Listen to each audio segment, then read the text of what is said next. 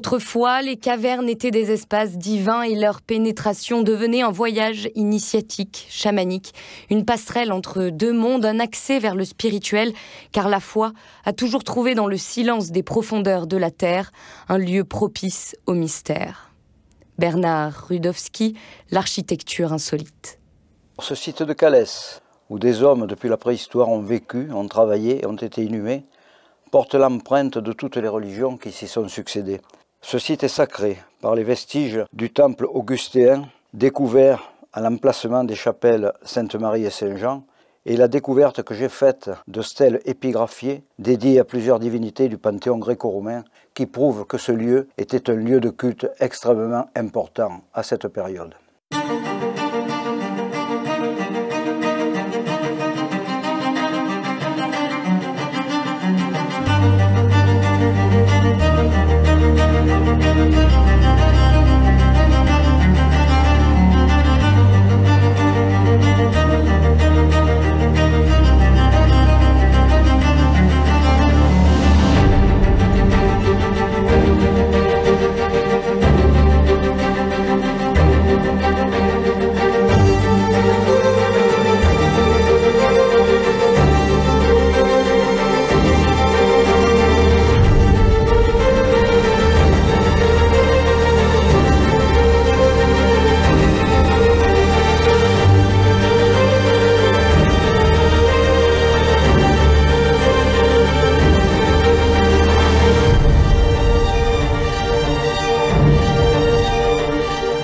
Méconnu et pourtant universel, l'habitat troglodytique a autant fasciné qu'effrayé les hommes depuis la nuit des temps.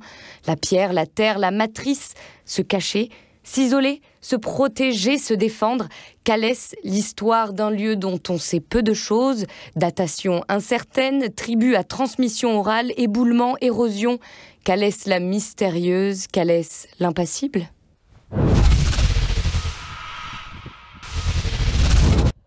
Oh!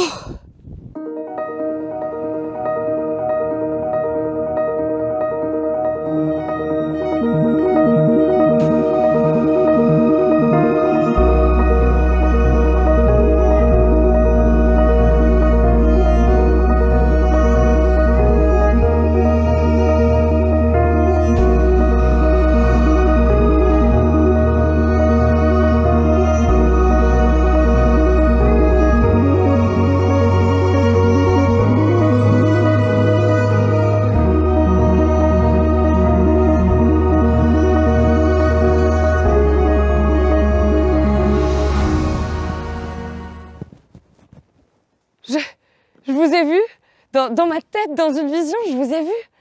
Il se passe quelque chose d'incroyable ici. Hein. Mais où est-ce qu'on est? Qui êtes-vous? Venez vous asseoir, je vais vous expliquer.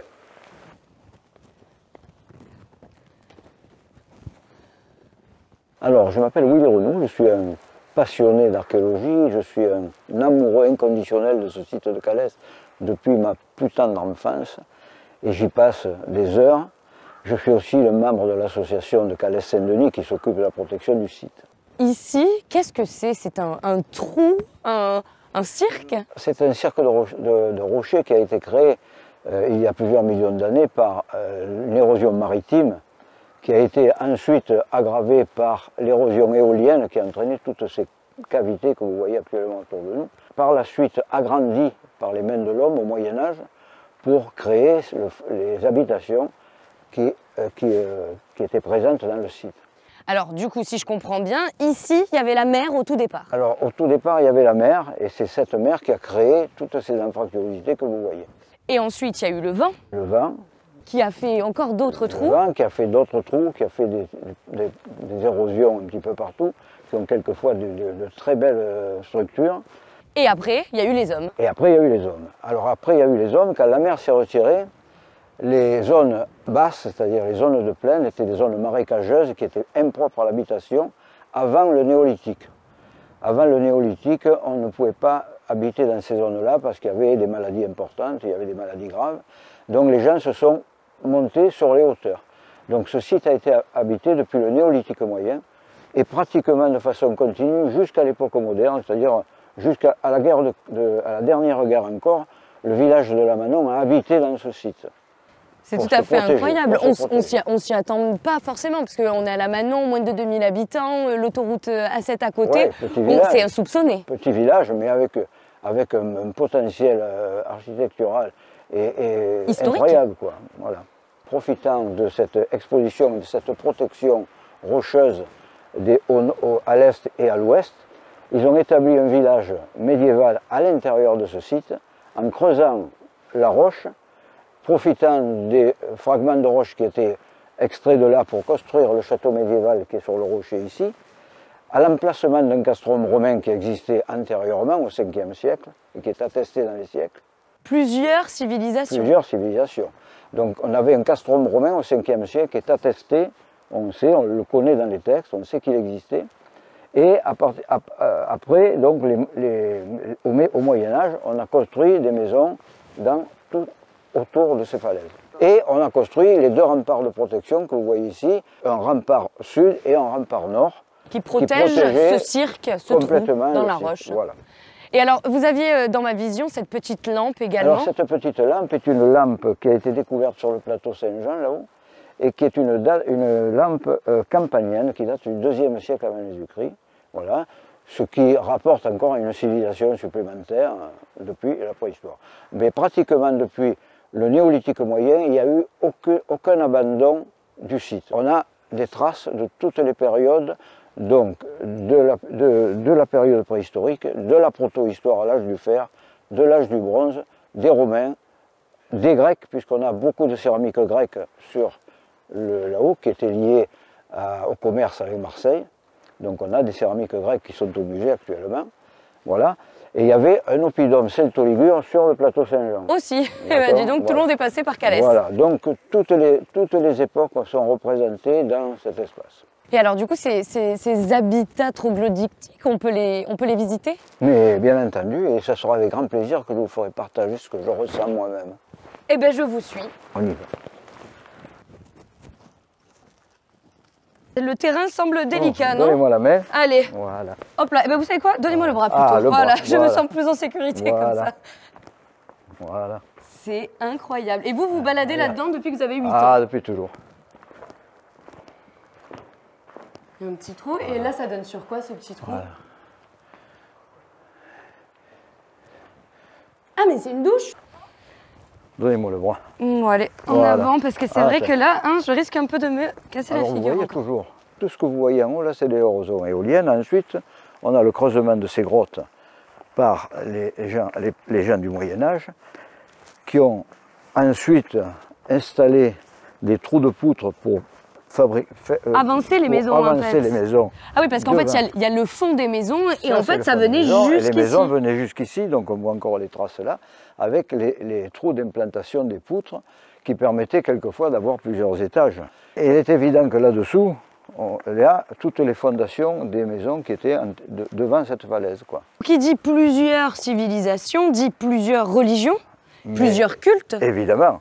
Il y a eu des lieux de culte qui se sont installés, quoi, et en particulier des cultes anciens et des cultes dont on parle très peu et qui ne sont pas des cultes régionaux, qui sont des cultes importés et qui ont été suivis par les légions romaines qui ont occupé le site. On sait par les textes qu'il existait au niveau du château médiéval un castrum romain au 5e siècle, on a dans les textes ça, et qui dit castrum romain dit temple de Mitra.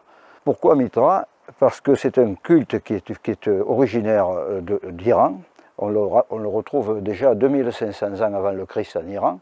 Et il s'est propagé progressivement vers l'ouest à la période grecque hellénistique, puis à la période romaine.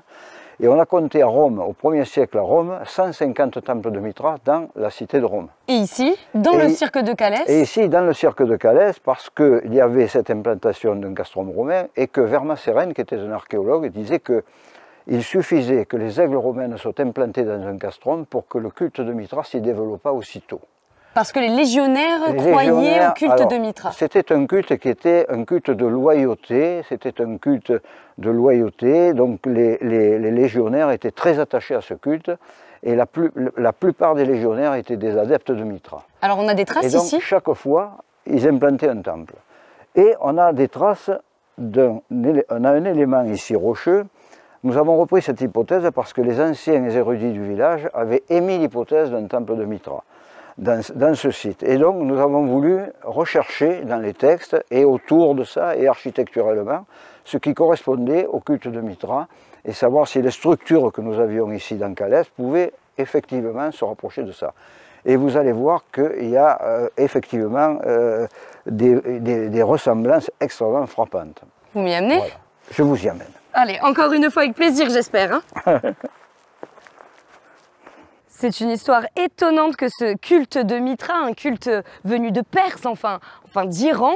Alors, ils pratiquaient des rituels, ils recherchaient la vie éternelle. Absolument.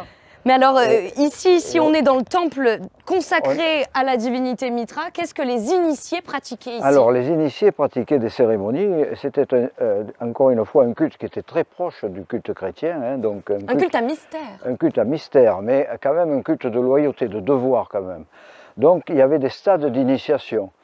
Pour obtenir le dernier stade d'initiation, qui était le stade de père, il fallait passer par 7 stades qui correspondaient aux 7 planètes connues actuellement. Donc on avait 7 stades d'initiation, la dernière se terminant par le fameux sacrifice taurobolique où l'adepte recevait sur lui le sang du taureau qui le purifiait, qui lui donnait la force, qui lui donnait le courage, etc. Et là, donc, il était arrivé au stade final de son initiation. Ils avaient des masques, non, pendant ils avaient des masques qui correspondaient à chaque degré d'initiation. Dans les degrés d'initiation, il y avait le lion, le corbeau, etc. Chacun avait un masque correspondant à son degré d'initiation. Dans cette pièce-là, il n'y avait que quelques dizaines d'adeptes, pas plus. La partie où nous sommes ici, il y avait l'autel, toujours situé à l'ouest, dans les temples de Mitra. Il y avait une cloison qui séparait les prêtres de Mitra des adeptes. Et donc les cultes étaient faits à l'intérieur de ce temple. Il n'y avait pas de femmes qui étaient admises dans le culte de Mitra. Que des hommes. C'était un culte uniquement réservé aux hommes, qui est probablement qui a participé à sa perte, probablement. Alors comment on sait que ici c'était un temple de Mitra? Alors voilà, donc les hypothèses que nous avons mises, et nous sommes servis de textes anciens pour le déterminer.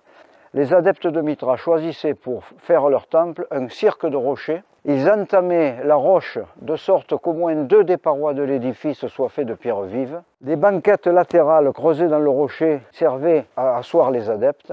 Il y avait un escalier qui descendait dans la pièce. L'autel était toujours à l'ouest. La couverture de l'édifice était faite de 7 arcades, dont vous avez les 7 emplacements correspondant aux 7 degrés d'initiation et aux 7 planètes, les Pléiades. C'était des arcs diaphragmes recouverts d'une charpente de bois.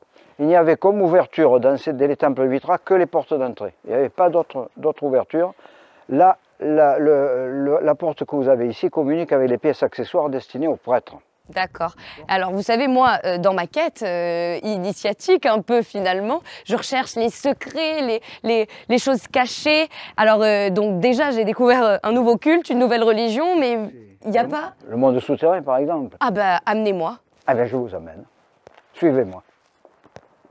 Alors avant que vous m'ameniez dans les entrailles de la Terre, j'ai cru comprendre qu'on vous avait fait un cadeau pour conserver cette ville multimillénaire. Oh là là, je comprends. Et on nous a fait un cadeau inestimable, qui est une somme que nous a donnée, que nous a léguée une dame d'Aiguière, qui est une somme de 1 400 000 € qui va nous permettre de participer à la restauration de ce site de Calès qu'elle adorait et du village de Lamanon qu'elle adorait également.